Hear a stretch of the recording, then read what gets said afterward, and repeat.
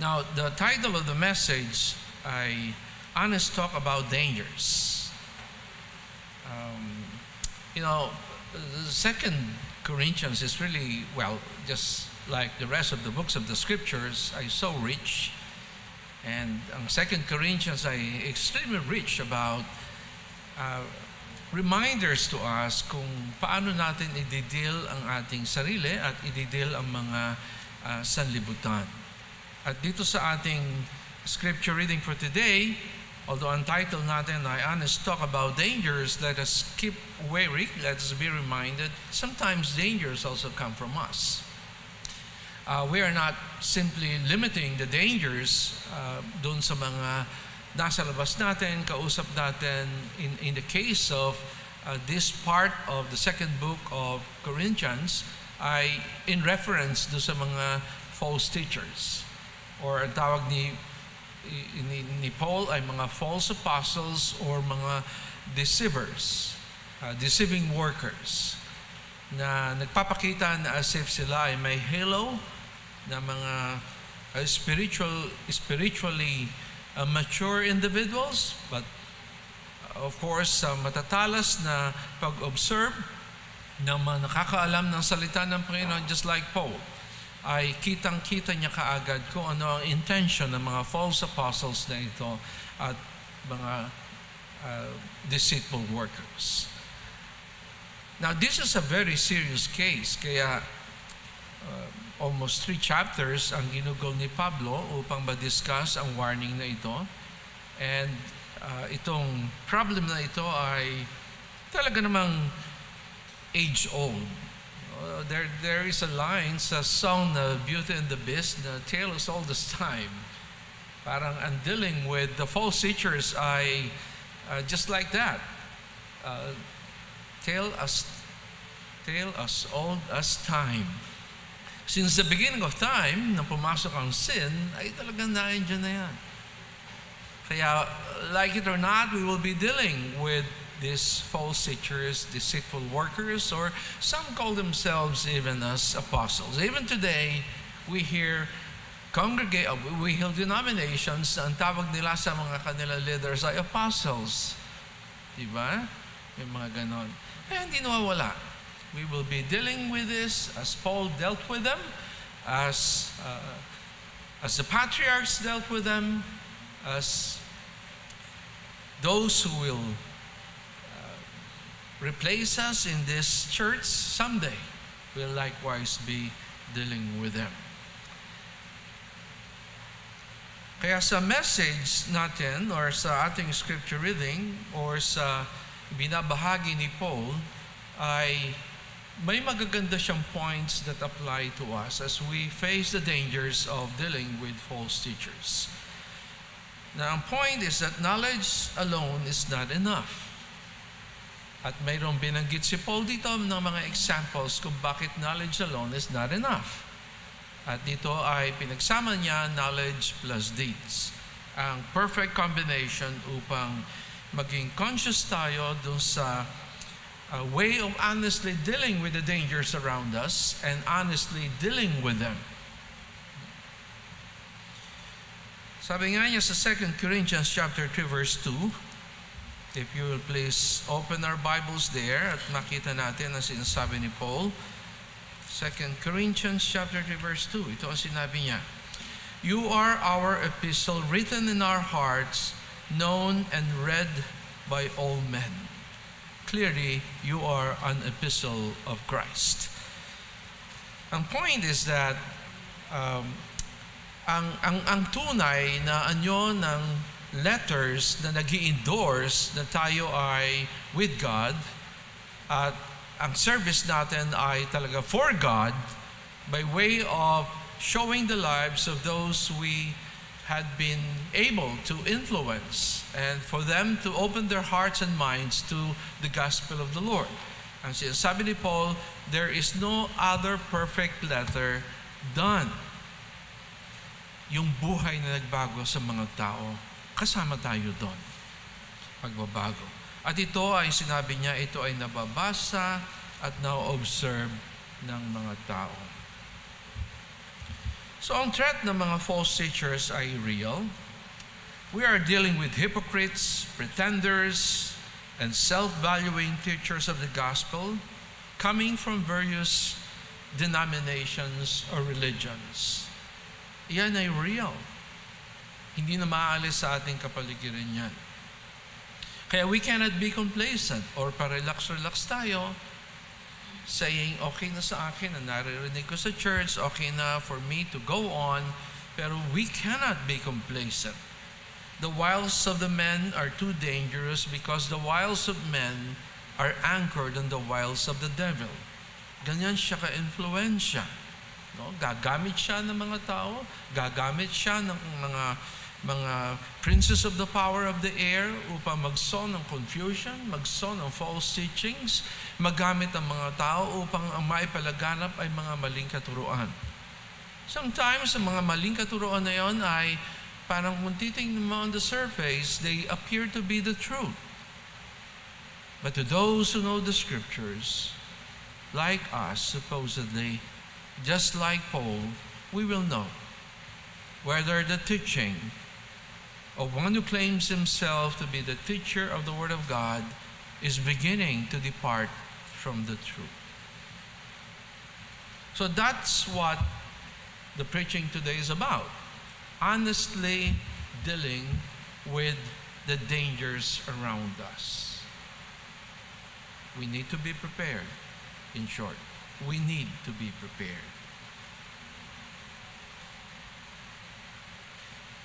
Sapagkat ang itinuturo ng mga deceitful workers na ito, mga false teachers na ito, ay ang tinatawag nating surety for death.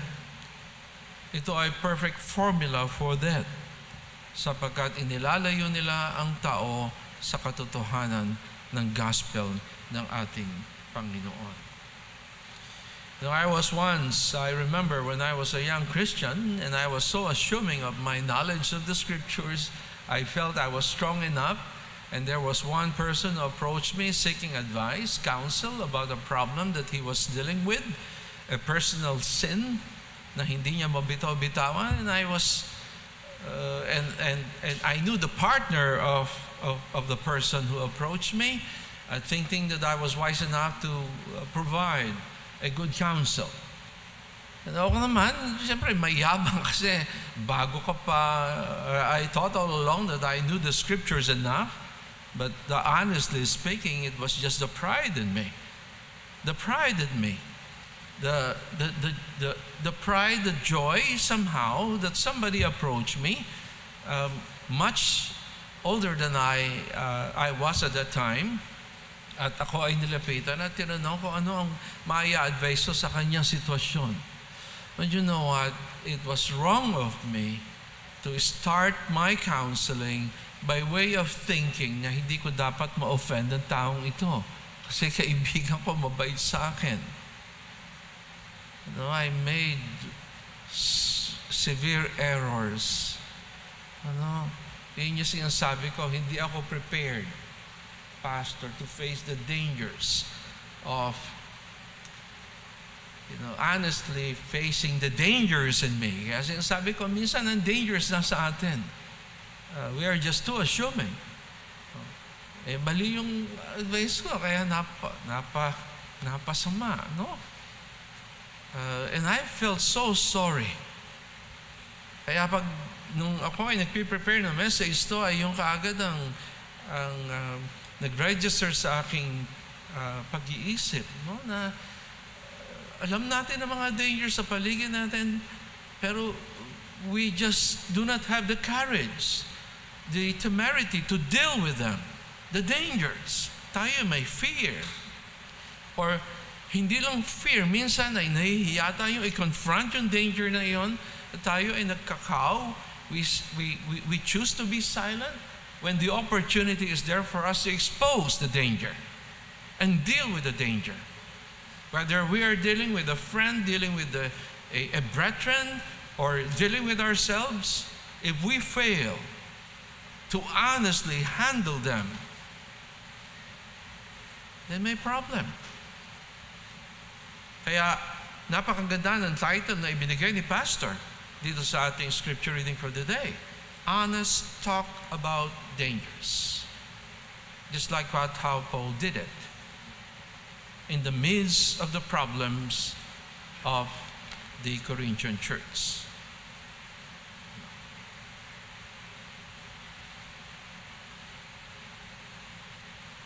So it's knowledge indeed. Ito ang itinuro sa atin ni Pablo sa part na ito ng 2 Corinthians. So let's see kung paano hinandle ni Paul ang situation to the church. Sabi niya sa verses 1 to 3, 2 Corinthians chapter 11 verses 1 to 3, ang sabi niya, "You bear with me,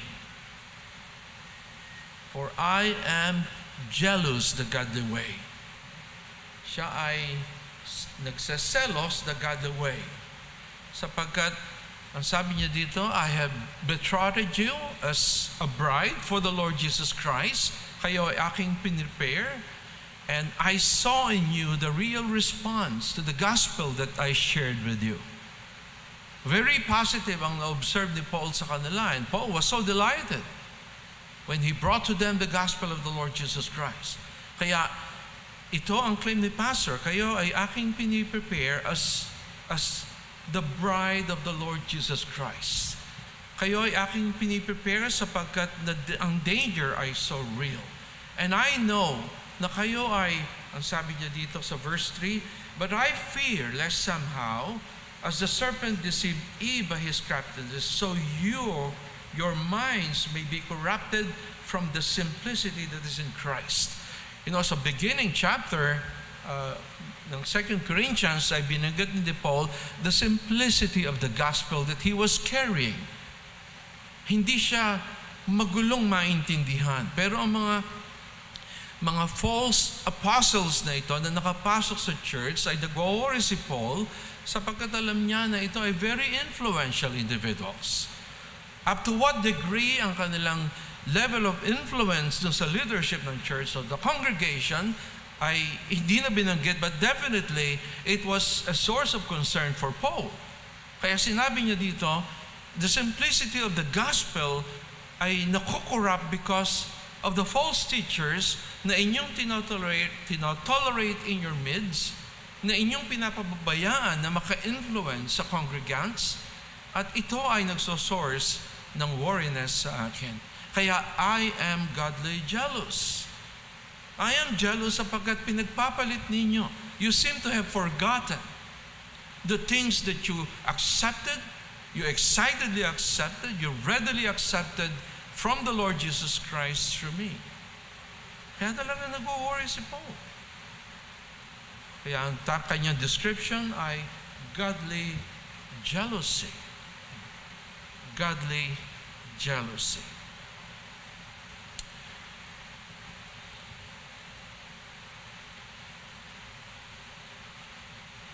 Sabi niya in verse 7, "Did I do you wrong? Ako ba ay may ginawang mali sa inyo upang ang aking itinuro at tinanggap ninyo ay hayaan ninyong isantabi at inyong binibigyan ng attention ang itinuturo ng mga so-called super apostles na nasa inyong kalagitnaan?" It was a reverberating exposition from Paul. Ito ay kanilang naririnig at naanuan sapagkat ang pagdating ni Paul ay passion with reasons. Sapagkat alam ni Paul na naiintindihan nila ang truth, but again, the problem ay hinahayaan nila na ang truth na yon ay makorrupt.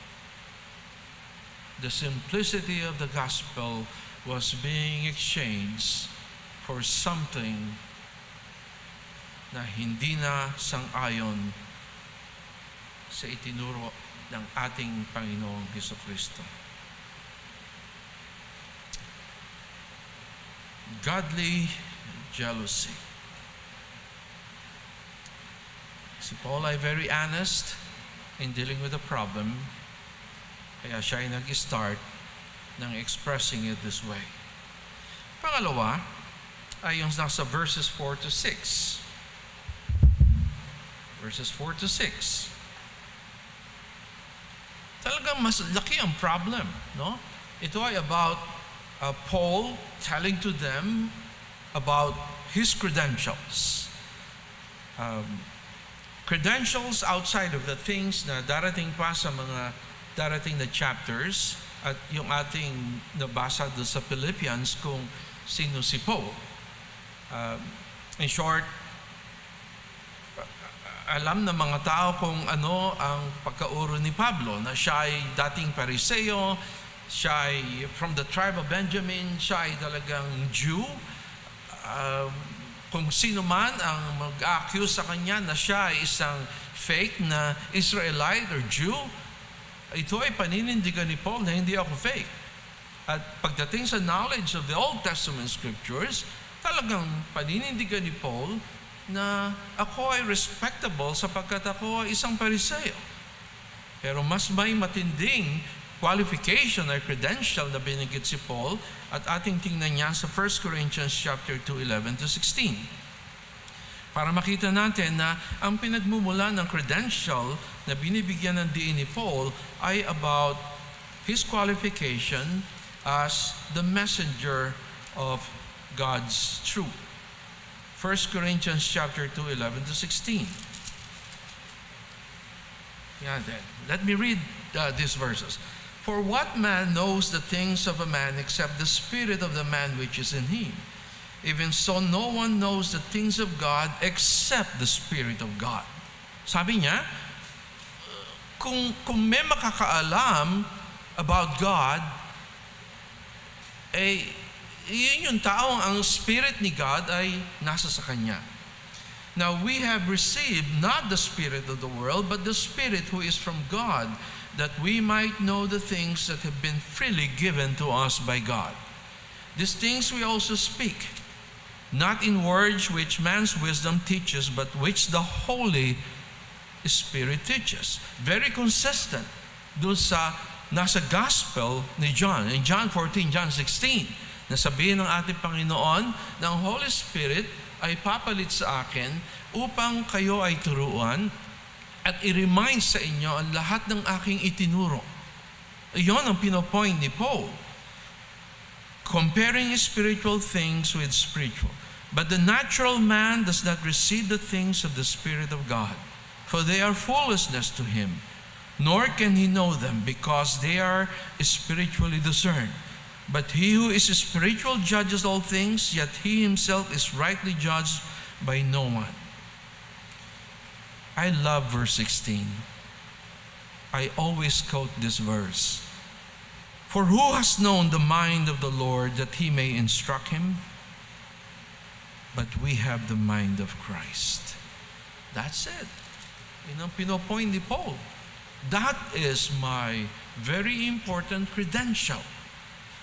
Whatever I teach to you is a teaching from the Holy Spirit of God. The Holy Spirit that is residing in me. Kaya sinabi niya dito sa verses na ito, 4 to 6. Yung mga false teachers ay talagang ginulo. Itinuro ang another gospel. Yung sinasabi ni Paul. At ang nireceive nila ay another gospel. At ang nireceive nung iba dito sa Corinthians ay ibang spirit. At ibang Jesus Christ. In short, ang pinopoint ni Paul ay nabago, nagulo. Nag-respond kayo doon sa false apostles, sa mga deceitful workers, that you exchange the gospel of the Lord Jesus Christ to a new gospel na hindi makatotohanan.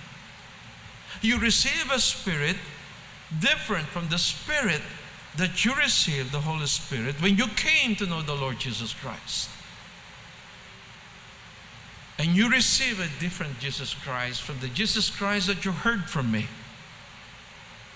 You know what? In the book of Hebrews chapter 10, ay talaga namang naka-emphasize doon yung the 3 reasons kung bakit ang isang tao ay talagang will receive the full wrath of the vengeance of God. At itong points na ito na sinasabi ng Hebrew writer ay talagang mini-mirror ang problem dun sa Corinthian church, because they did not deal with the danger of dealing with the false teachers. Remember yung laki yung binabanggit sa Hebrews chapter 10, kung bakit ang full vengeance ni God, ang galit, ang puot ng ating Panginoon ay talagang ibubuhos doon sa i-reject si Jesus Christ. Niyayapakan ng pangalan ng ating Panginoon, binaliwala ang blood that spilled in Calvary, at ininsult ang Holy Spirit of God by rejecting Jesus Christ, by accepting a new gospel different from the true gospel. So ganyan ang naging influence. Kaya hindi nakakapagtaka na ganitong ka-bold ang isinulat ni Paul. And this is how we must handle a situation. When we know that the danger is around. When we know that we have a danger inside us. Because we are beginning to dilute, to compromise the truth of the gospel. When we begin to question that the Word of God is that the Bible is the pure Word of God.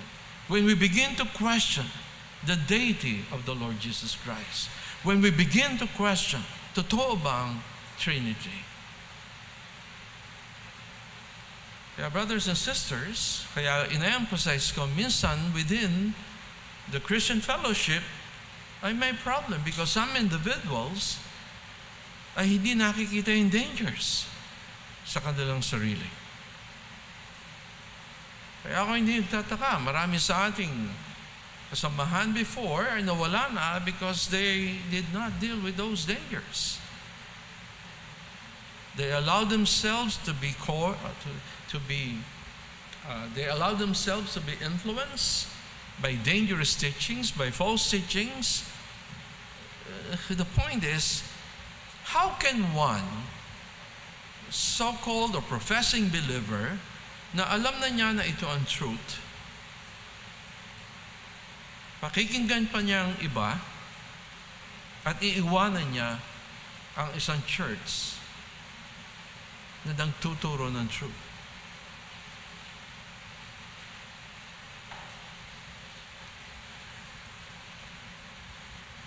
Now that happened in our church. Marami tayong mga dati kasama ay wala na because they did not deal with those dangers inside them, and they failed to handle the dangers outside of them. And I hope no one will take lightly yung dangers sa ating mga sarili at yung dangers sa ating paligid. And verse 6, chapter 11, verse 6, ito ang sabi ni Paul. But we have been thoroughly manifested among you in all things. Sabi niya, but let me read the full verse. Even though I am untrained in speech, I am not in knowledge. But we have been thoroughly manifested among you in all things. Sabi niya, maraming mga eminent na apostles dyan, maraming mga eminent na false teachers, magaling magsalita, orator, very convincing, maganda magdamit, maganda ang stature, maganda ang countenance, very personable, dignified. Pero sabi ni Paul, pwedeng sila ay ganon, but in terms of knowledge, they are nothing compared to me, because I am carrying with me the knowledge of truth, of the gospel. Sabi niya, but we have been thoroughly manifested among you in all things. Observe me, scrutinize me, check on us. and compare us to those teachers that you have accepted in your midst, and see for yourselves the difference. Oh yes, we can see the difference. If we will be honest ourselves, we can see the difference between a danger and one that is safe. We can easily distinguish between a false teacher and a teacher of the truth.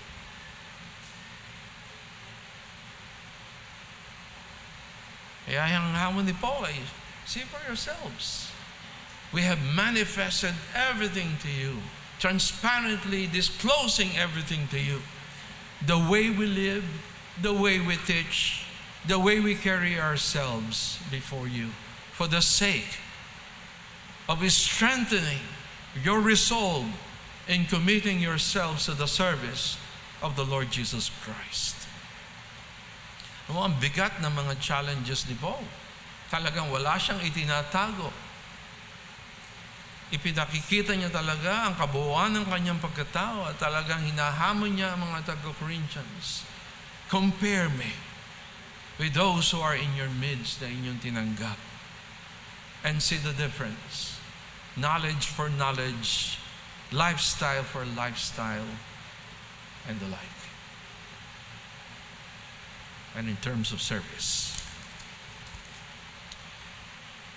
And then number 3, sabi niya, to deal with them, tayo ay maging jealous the holy way at ating panindigan ang ating credentials by way of really pursuing that which is being taught to us by the Holy Spirit that is residing in us. The Holy Spirit that is telling us that we must stick to the Word of God. And we must not give, we must not listen, we must not welcome, we must not entertain any form of teachings that are inconsistent with the Word of God. And then third, sabi ni Paul, what is my service fee for doing all these things for your gain? Sabi niya sa verse 7, I serve you for free.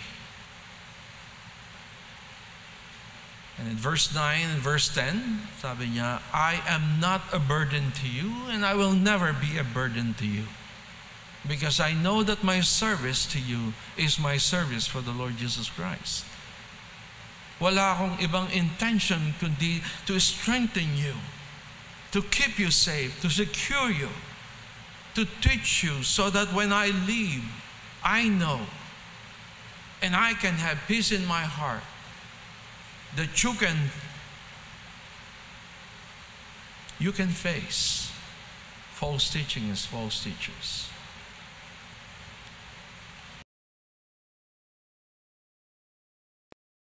Burden.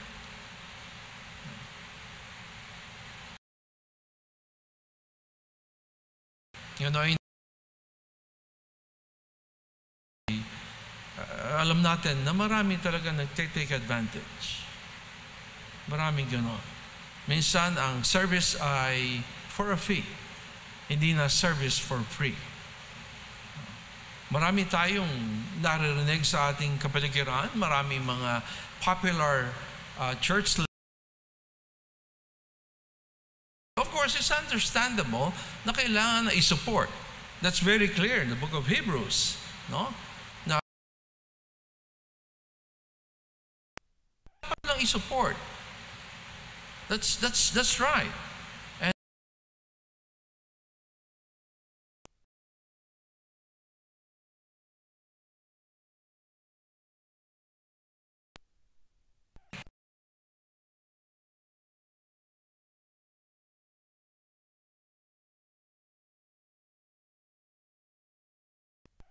ang ating service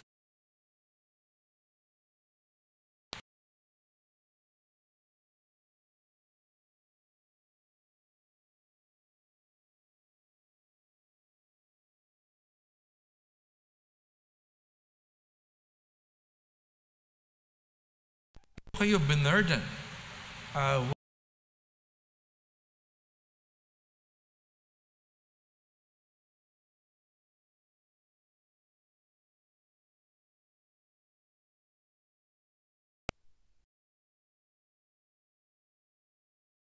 sa Corinth. Ito ay isang economic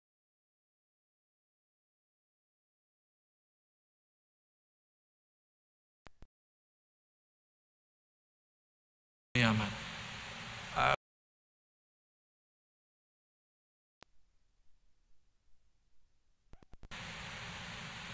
Probably because, again, may problem nga doon sa church and may mga false teachers doon who were ridiculing, who were iniyayapakan ang pagkauri ni Pablo. Kaya Paul could have been very careful in dealing with the needs ng kanyang sarili at ng kanyang mga kasama in helping the church of Corinth. Kaya alam natin naging buhay ni Paul. Nagwo-work siya, no? At siya ay tinutulungan ng mga churches from Macedonia na most likely ay hindi kasing yaman ng church na ito na nasa Corinth. In short, ang kanyang message ay, ako ay nagsaserve sa inyo not for any personal gain, not for self-gainful interest. Ang service ko sa inyo ay real. Ang service ko sa inyo ay anchored on my faith and belief that this is my responsibility as an apostle, as the true apostle of the Lord Jesus Christ. Kaya hindi ako magiging burden sa inyo at ako ay hindi talaga naging burden sa inyo. And then fourth, Paul mentioned about binibigyan ang diin ay ano ang source ng kanyang boastings. You know, the problem with the false teachers, the false apostles, ay talagang binanggit ni Paul in this chapter, na ang kanilang boastings ay yung kanilang sariling kakayanan. Ang kino-compare nila ay ang sarili nila sa kanilang sarili because they wanted to be seen as individuals na talagang iba ang kaurian. Sila ay makilalang influential.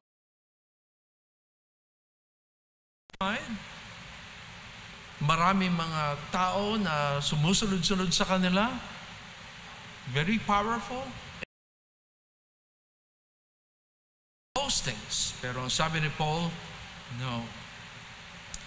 My boastings are not for selfish interest. My boasting is about your relationship with Jesus Christ. My boasting, you are my leather. Ang boasting ko ay ang nangyaring pagbabago sa inyong mga buhay. At iyan ang gusto kong maipamulat, maipakilala sa kapaligiran natin sapagkat iyan ay tunay na anyo ng pagbabago. That's my boasting. My boasting is that I will keep on defending you and our shared faith. They can ridicule me, they can diminish me, they can badmouth me, they can discredit me.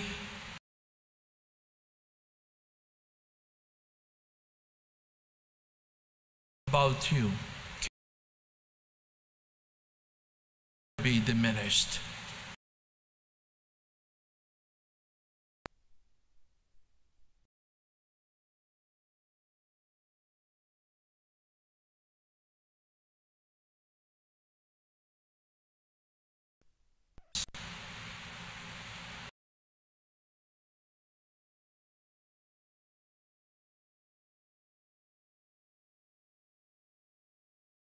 Ay na-manifest sa inyo upang makita nila na hindi proof ng aking boasting. The purpose of my service to you is not just free.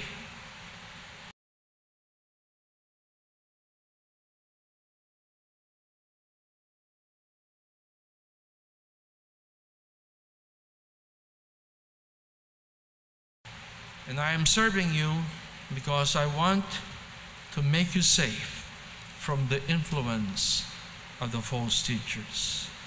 Kaya ito ang kanyang sinabi in verse 13. For such are false apostles, deceiving into apostles of Christ. And no wonder, For Satan himself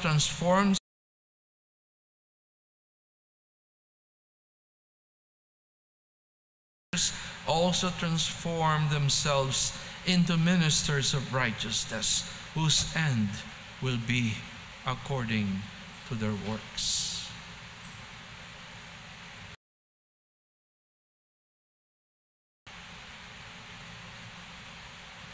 In conclusion,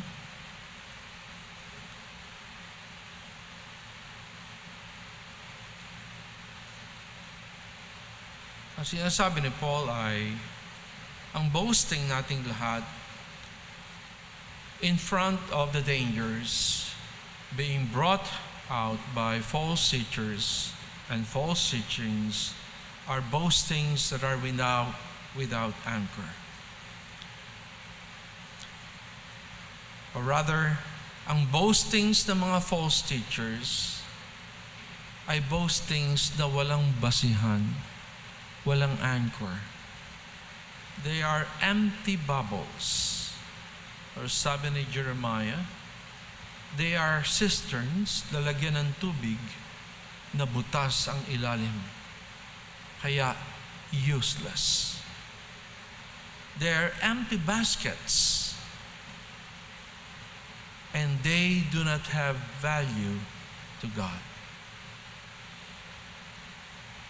On the contrary, we Christians boast only of one thing: the salvation made real through the true gospel of Jesus Christ. That we are saved not by our own deeds, but by the gift of faith that we receive from God. The faith that justifies, that exclusive faith in Jesus Christ. And that boasting is evident by the changed lives that we want the world to see. Even if we have knowledge of the gospel, but the world cannot see the changed lives in us, the world will doubt us. That's why Paul is saying it's knowledge and deed. The changed lives of believers matter so much in convincing the world that the gospel that we are carrying is the real gospel. That the Lord Jesus Christ that we are sharing to them is the true God and Lord. Honest talk about danger is our non-negotiable concern, because false teachings and false teachers are staying up to the consummation of time. So while we are here, let us not be afraid to face those dangers. And most importantly, let us not be afraid to deal with our internal dangers. Amen.